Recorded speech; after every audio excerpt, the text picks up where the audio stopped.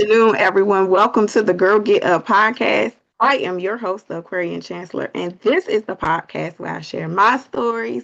I bring my guests on, they share their stories, all in hopes that it inspires you, the listening audience, to go out and discover your infinite possibilities. So today I have a guest, and he's from the home team. He's from the DMV like me. His name is Donnie Landon. Please, Donnie, share with the audience who you are and what you do. Okay, so my name is Donnie Landon. What I do is I'm a transformational speaker. I inspire students and parents and veterans. So my theme is I am the message. Based on my theme is I'm the message because I've been through the what I'm trying to teach, and I'm not only talking, I'm living proof of what I represent. I'm the son of an incarcerated father growing up. I'm a first generation graduate with 2 degrees. I have a degree in business management and a degree in strategic intelligence. I'm also a first generation veteran. I'm a former future staff for the President's Daily Brief, where I coordinated daily intelligence for the President of the United States. So now I just use my story and I turn my struggles into purpose, and I inspire trio students and first generation um, veterans and also everybody in the education field. Yeah, that's amazing. As I was sharing with you behind the scenes before we hit play, I was looking around and I was like, oh my God, I'm so glad that you said yes to the interview today because this is a platform of inspiring people to believe in their infinite possibilities. And a lot of times that has to transform what people's current circumstances may look like. So could you share, and you, like I said, you from the DMV too. So Mhm. share what your upbringing was like here in the city.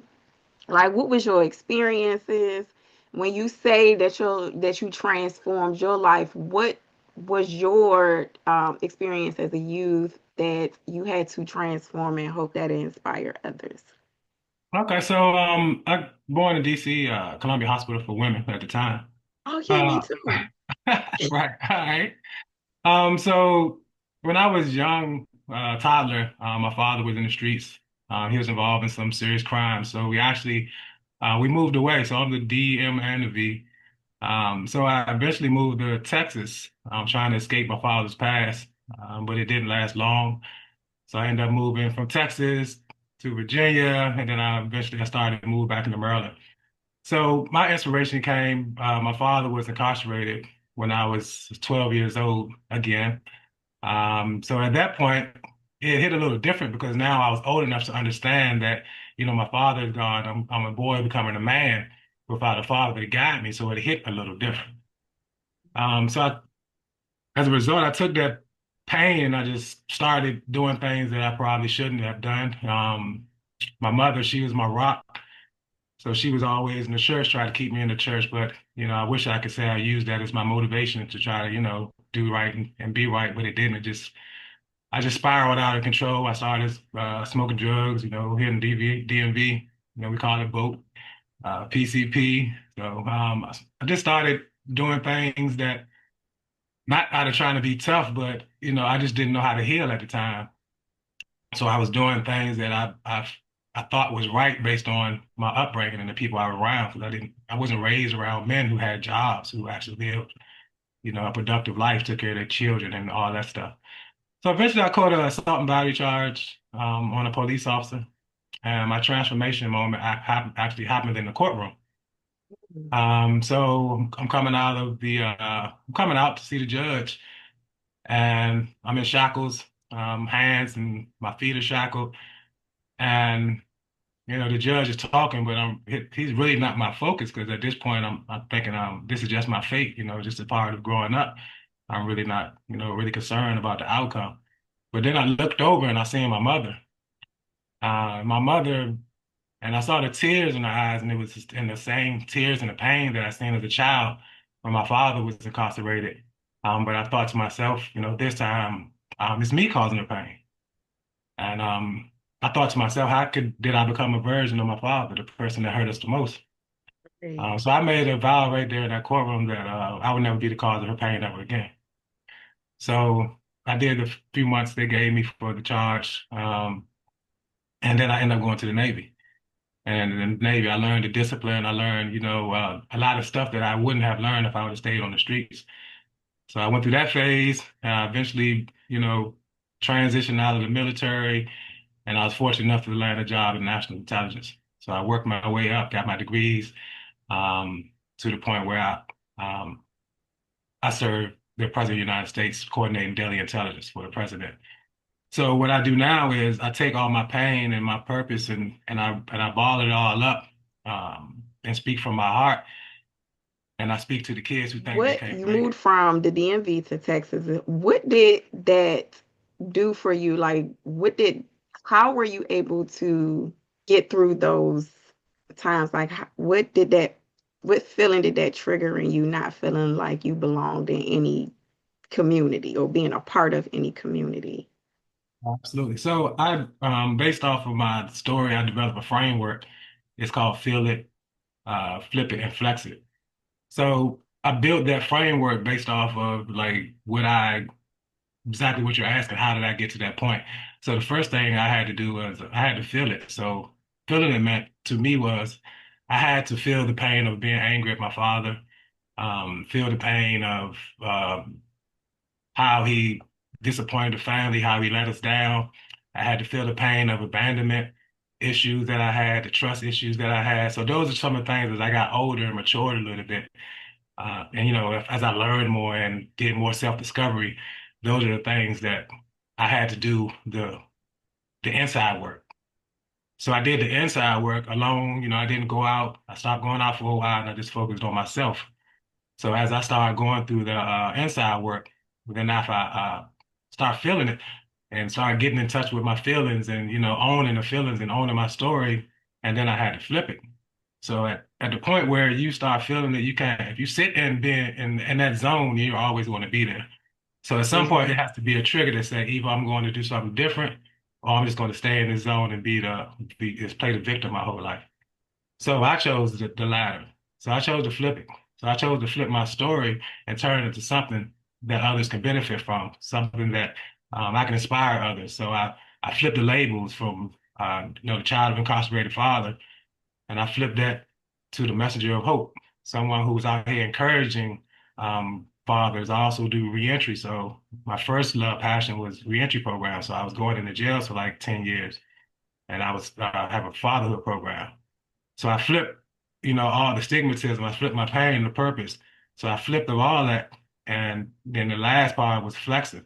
So flexing is not like bragging, but flexing is showing the world your growth, showing the world your accomplishments. So flexing, I'm proud that I'm a first generation, 2 degrees, coordinated intelligence for the President of the United States. I can flex all that because the story that came up to that is worth flexing. And now I can teach that story and my pain and give it to students and children and anybody who needs to hear it to help change their life to know that, it's possible. If I can come from certain generations and serve in the highest levels of government, then you can too. So it's basically like feeling it, owning your story, feeling your pain, and then making a decision that you're going to flip your pain into purpose. And then Yeah, once you what did, flip it, hmm, oh, sorry. that's right. Nico. So what did that decision look like for you? Now, the reason why I wanted to dig further into that Mhm. is because a lot of times when you're a young teen, like the influences are more impactful than the decision to say, nah, not today. Like even like when I talk to my sons, I was like, yo, your step off game gotta be smooth. Like when something going on and it's not where you trying to go, like you gotta walk away from certain stuff. So how do you encourage you to build that stamina up to say no to certain things? For me, I'm not saying it was easy, but I had a purpose. I had a why. I had a who. Mm. So for me, it was the pain that seeing my mother in that pain. And for me, after going through so much, I realized that, I can make my own decisions. And I go to a lot of schools now, and talk to a lot of people, and I often mention, I went to a detention center not too while ago. Like y'all want to be men, but y'all want to make men decisions. Yeah. Men stand on their own too. Boys follow the crowd. Mm. So if you want to be a man or you want to be a boy, if you want to stay a boy, then you follow what everybody else say. And sometimes when you get in their feelings, they be like, I'm a man, who I do it. So, so that's sometimes a trick. It's just a game that you got to play with them to make them think differently. So, but for me, when I'm talking to kids, I try to get to their heart and then what they really, because there's always somebody that you don't want to disappoint. There's always Yeah, somebody you want to make proud. It's always, and then letting them know that it's going to take courage. It's going to take courage to step outside the box and be your individual. And sometimes you may have to walk alone. So sometimes the biggest growth that I've had was alone. So yeah. so I tell Hmm. kids that, and I tell a lot of, and they don't get it until I like sometimes mentor them, and then there's opportunities that come about where they'll tell me like a friend did this, a friend did that, and then that'll be my moment to kind of like walk in and be like, man, maybe you just need to, take some time to yourself. Take some time, stay, don't call, don't do nothing for 30 days, see who called you. See who's checking on you. See who's really your friend or who's just there because you smoking weed with them or you got five on it or you want to run the block or when you really trying to get yourself together, just take some time to yourself and see who's actually there supporting you or who's going to be there and say, man, come on out, man. I know you're trying to get yourself together and go to school and all that, but come on out and smoke with me. Then you can start differentiating yourself and your mind gonna be like, they really not for me. They really Right. for what I offer. So it's just having those and children need I wouldn't say mentors, but they need someone they can talk to So, what led you to the that they trust. military? It's a million other things that you could have done. Why the military? So the military so when I went to court, one thing I said I was going to the military. So I went that was a cop out. Had I to was like, I'm going follow to the through. military. Right. So I tried, I was like going to the military. Then once I thought about it, I did have on my mother's side of the family, I had a cousin he was a reservist. And Mhm. my uncle and my mother's side didn't really I predominantly was on my father's side, my mother's side. You got one bad side, then you got one good side. Yeah. Yeah, so my mother's side was that side, but I didn't really was raised with them. And then I just knew I wanted to get away, and the only way I could get away was to actually get all the way out the way. So, Mhm. and then when I went in the military, it just totally changed because I was in the Navy. You think once I get in the Navy, I'm doing 6 month cruises, 6 months home, 6 month cruises again. So and like 3, 4 years, I done been away 18 months. Now I'm going to Israel, Haifa. I did a pilgrimage in Jerusalem, and I'm seeing different things. And now my mindset is starting to change. And I'm thinking to myself, you know what? It's possible. It's possible that I can change the generational curse and I can be something different and represent my name differently. So one of my goals is like for my generation, we're changing the whole legacy of what the last name Landon means. When I was growing up, Landon meant like you was in the streets. No, that's changing. So yeah, so that was my reason for going to military. Best You decision wanted ever. to reach back out to youth of incarcerated fathers. Why did you feel that demographic was important? So I started with the incarcerated fathers. So I started with incarcerated fathers, and when I started, they were like, "Well, you wouldn't, incarcerated father. So how would you know how to, tell them what, how they should behave and how that?" And so my thoughts when people said that was, I feel like I know more than a actual person that was incarcerated because they didn't know what to do when they was incarcerated. But you know what I mean? So I feel like coming from a child incarcerated, I know exactly what a father in jail should be doing. So somebody's been locked up, they can say I should have did all they want, but there was no implementation while you was in. If you wouldn't, you wasn't a father. You can't come home 10 years later and all of a sudden say I want to, teach people how to be a far better father. So Right. for me, it's telling from my point of view and my pain to fathers like this is, these are the steps of being responsible incarcerated father. So, for example, we did a five tour, maybe 4 jail, 4 day tour in like the Memphis area, Father's Mhm. Week, Father's Day week. And I have a fatherhood program, so I went in and did my fatherhood program. And a lot of things I heard from the fathers were they feel ashamed, so they don't want to reach out to their kids. They don't want to. So it's not. So I heard it from a different perspective. It wasn't. I don't want to talk to my kids. I just feel this inside of me. So that goes back to my reasoning of being a child saying, no, that's not what children want. The children Mhm. want you to reach out. they may be mad, but you're their father. They want you to reach out. They want to see the change while you're incarcerated. So, and I give them that because when I was doing a lot of wrong stuff as my father's sentencing got longer, they do all this, they're getting there thinking all of a sudden that they want to be a great person.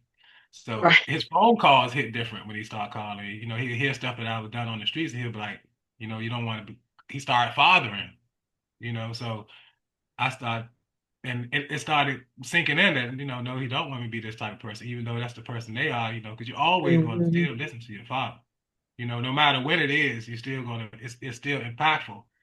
So it kind of changed it kind of helped my decision in going in the Navy because around that time he was called and I was like, yeah, I'm thinking about, he's like, that's what you should do. You need to get away and probably X, Y, Z. So I was like, okay, father, what I'm saying? So they kind of helped. It helped a lot. But I tell a lot of people, is power in words. Because when I was Yeah. younger, my father, um, you know, he, he took all the signs in the room. He was like, "You ever grow up be a punk? I kill you myself." So it was stuff like that. And then he was like, if you want something from a man, you take it. You don't steal. Stealing is for punks. So it was those hardcore lessons that you learned, and now he's gone. That's all you got to live by.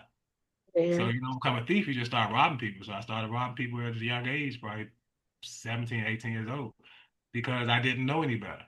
But as I Right. got older, he became a different father. He kind of tries transitioning to something different. You don't want to be in here. This is not where, why he started telling prison stories and all that.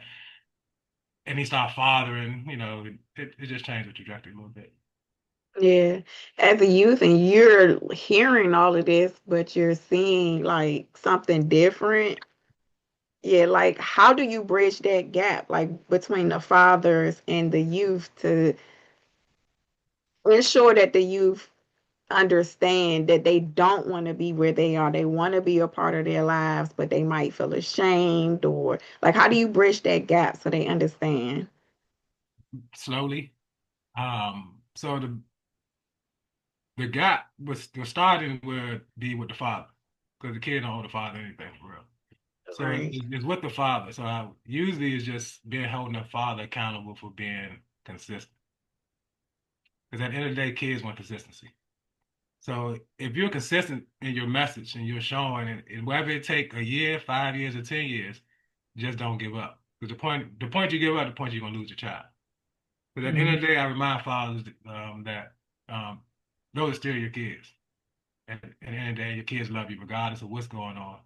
It's just going to take some time for them to heal. And they may have to go through something. And the fact that if you go through something like my situation, um, I didn't have to go through something, but the fact that I went through something and he was calling and still there, and so his voice mattered at that point. But if he would have just had no communications and then I went through something he called, I'd have been like, man, I ain't trying to hear that.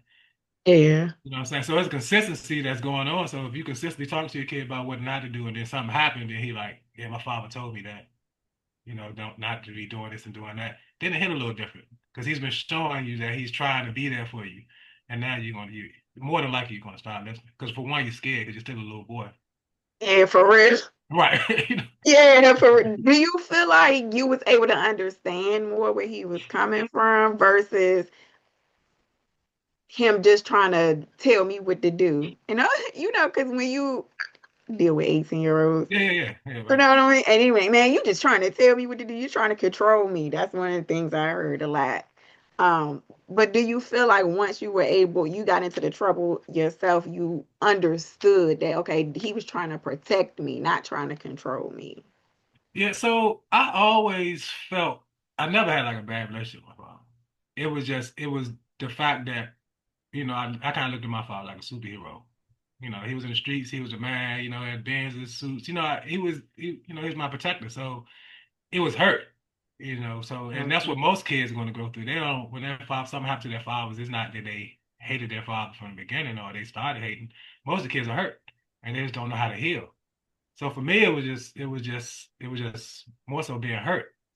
So when we finally had started having conversations, it was more so him actually being a father than just being a father figure. Okay, You know what that I makes mean? sense. You know what I'm saying? Because and when he was in this running the streets, he was just a father figure. Right. He wasn't being fatherly. It was just, you see your father, y'all do whatever you do. You give you a couple dollars, and you might ride with him once or twice here and there, go wherever you go, and you just hanging out with your dad. But if you take that and then as you get older, he actually starts not just being a father figure, but he starts pouring into you consistently. You still remember that guy who used to be your father, the father Right. figure that you used to love and you used to look up to. So the love is not gonna go anywhere. It's just hidden inside the pain. A little bit different. Yeah. It's just a different, it's like you another level of your developing the love for him. Like you see Yeah, him from a different angle. yeah, Yeah. yeah. So it's Yeah. like, yeah. So the love is still there. It's just pain over top of Mm. Like any relationship. it. Right, just like any relationship, basically. The love is there, but sometimes that pain can mask it. You know what I mean? And Yeah. even like a relationship, that's how sometimes it be. You love somebody, there's pain there, and then y'all start talking on a different level, and then y'all start back Mhm. loving each other, and the next thing you know, it's the best relationship ever. If you can That's get a past fact. that hurdle, Yeah.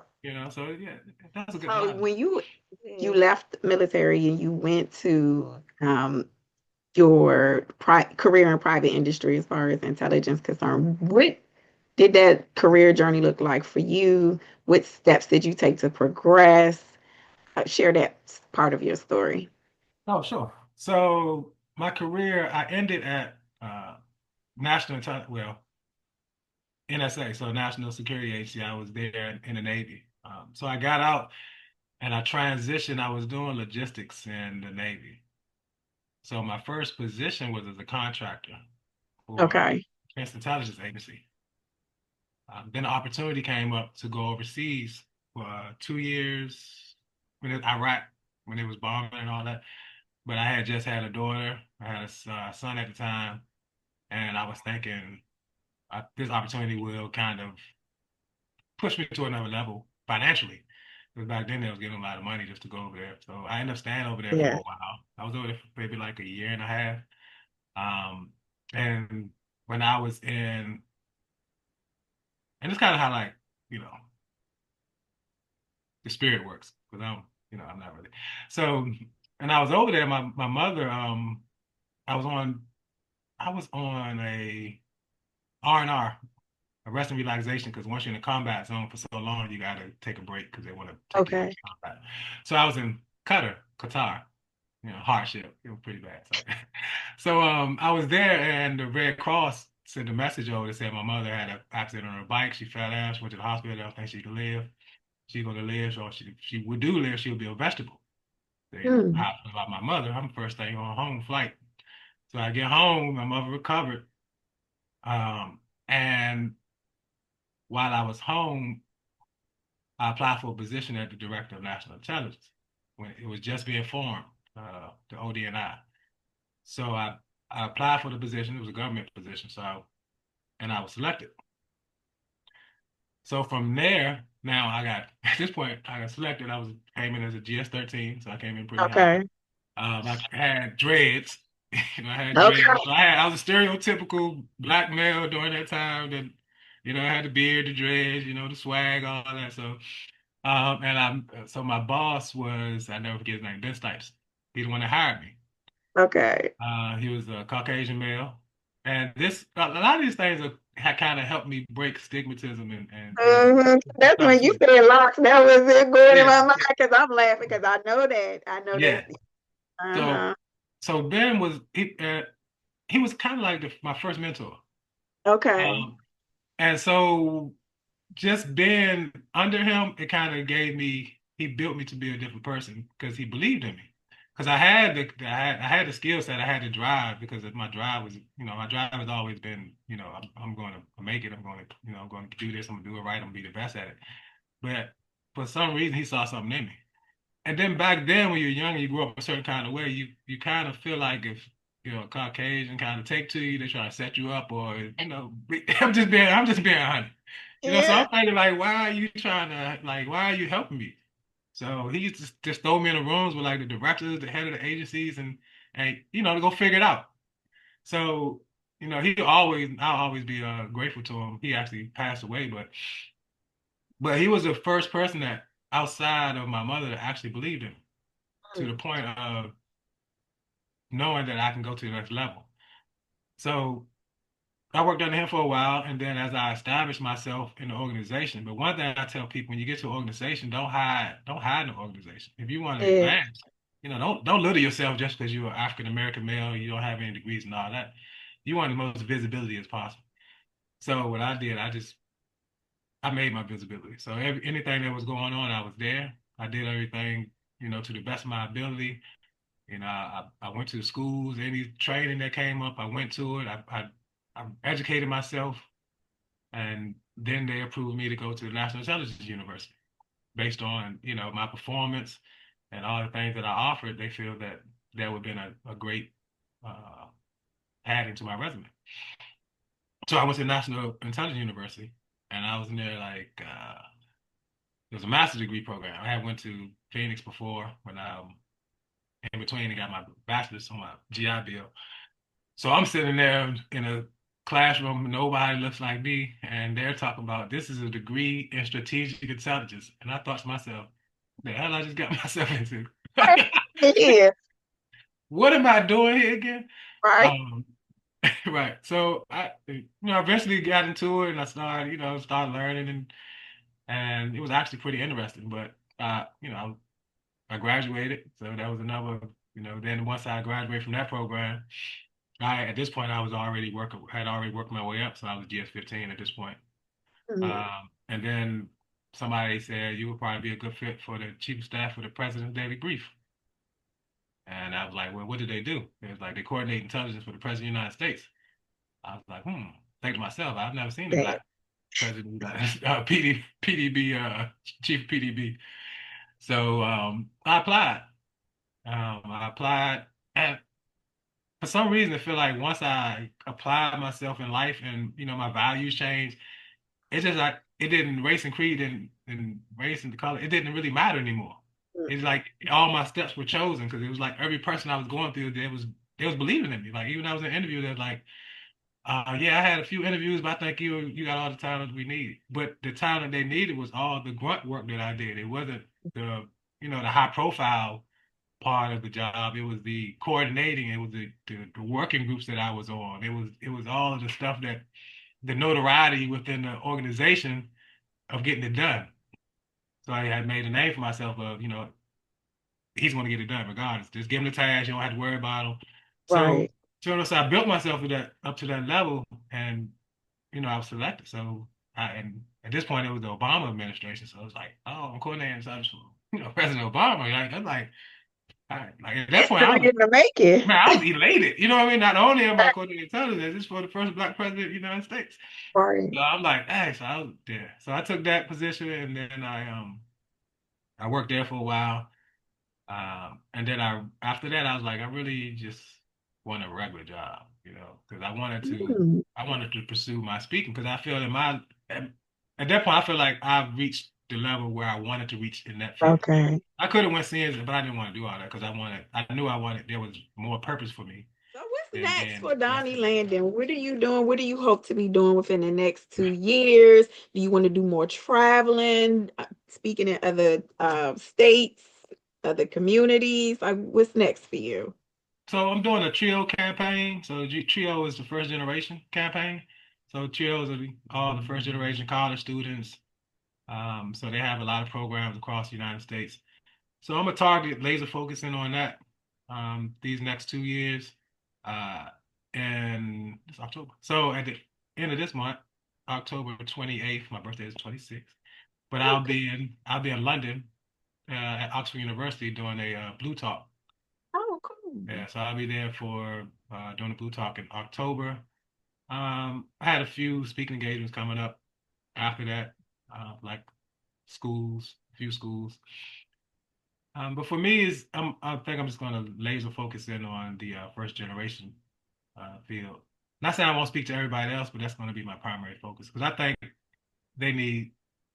I ain't gonna say they need it the most, but a lot of them come from situations where they really need somebody to keep them locked in, especially once you get to like college.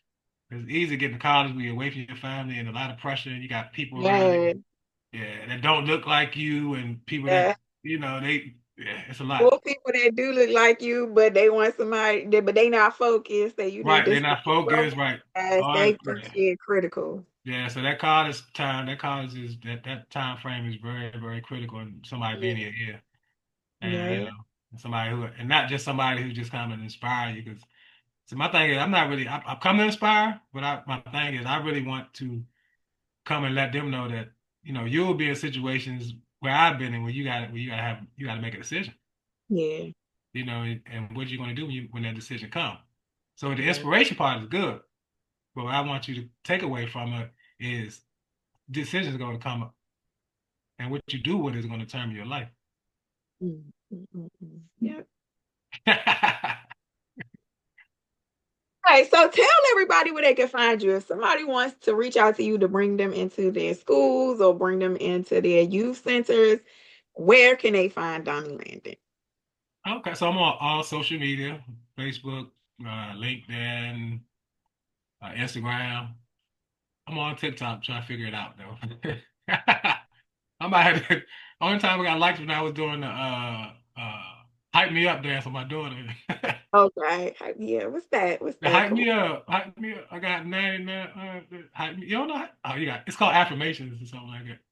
I got you. Okay, now Yeah. that okay, Hype me okay, up, got yeah, hype me up. Me and my daughter, it went off the roof. I was like, I gotta do hype me up dance videos. So yeah, so I'm on all platforms. You just look up Donnie Landon, okay. DonnieLandon. On Instagram, I am the message. That's my Okay. Instagram. And my email is transformation@DonnieLandon.com. So I mean, hit me up. I'm more than welcome to help. And I speak because of my heart. It has nothing else to do with anything else. It's something that I feel I've been called to do. If I feel like I'm being called, then I'm gonna do it, and I'm gonna do it I 100%. So typically ask people to give a motivational message, but I feel like you've done that already. Now, unless you got something else you want to share. To I say, don't have any. I don't really have anything. It was not much, but what I would mhm. say is to anyone that I feel is take some time to yourself, and isolate yourself away from everybody. And it may not be like a motivational message, but you can't get the motivation until you do the inside work. So my thing would be to do the inside work it takes for you to be the great person outside. I think that's going to be I had to grab my pen. I think that's the title of your episode. Do the inside work. Yeah, you gotta do the inside work. The motivational speeches ain't gonna work if you ain't done the inside work. Okay. So with that, Donnie, I appreciate you being here on the Girl Get Up podcast. With that, I'm gonna let you go the right way, but for everyone else, we will see you in next episode. Take care, everyone.